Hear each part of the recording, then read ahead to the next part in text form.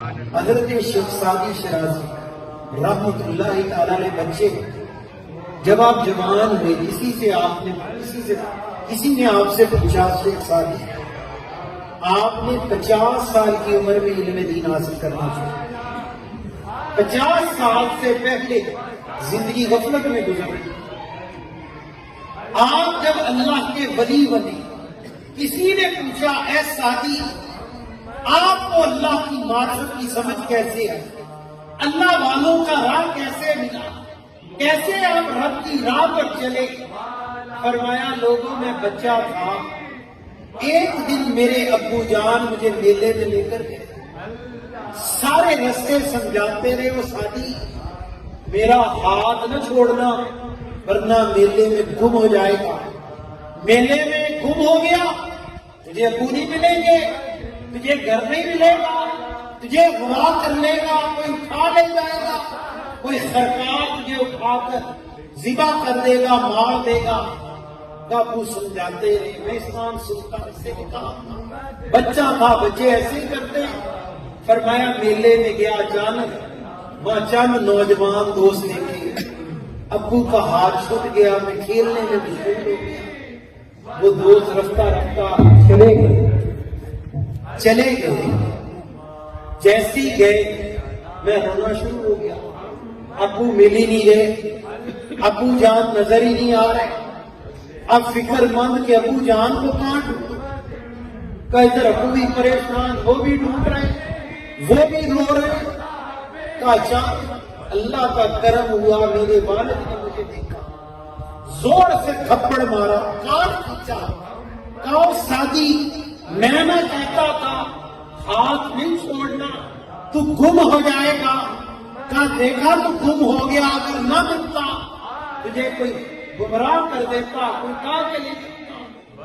تو کوئی غائب کر کے غائب ہو جاتا، گھر نہیں پہنچ سکتا تھا۔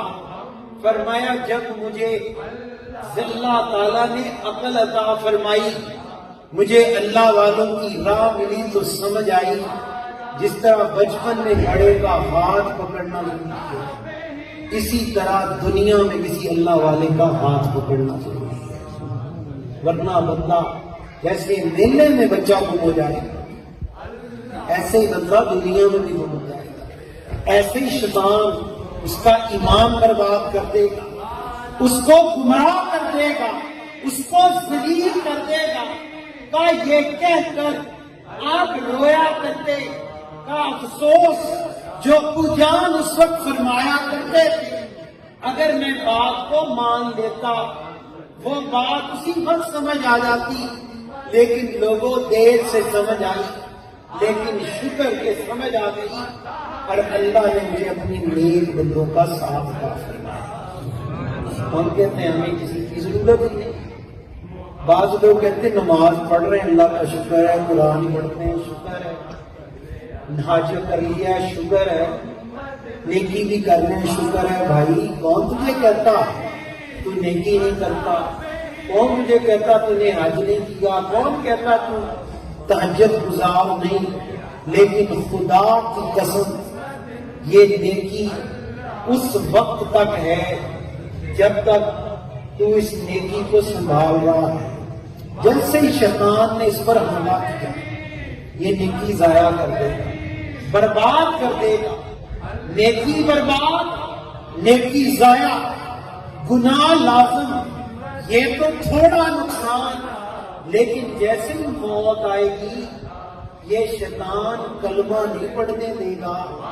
یہ اس سے پہلے گمراہ کر کے بندے کو مارے گا۔ یہ اللہ کے ولی وہ فن سکھاتے ہیں کہ بندے کی موت ایمان پر کیسے واقع ہے، کیسے وہ اللہ کی راہ پر چلے، زندگی کیسے رب کی راہ میں گزارے، کیسے اپنی قبر کو دنیا کے اندر روشن کر لے، اور جب اس کی موت آئے مرنے سے پہلے اپنے رب کا دیدار، یہ فن اللہ والے سکھاتے ہیں۔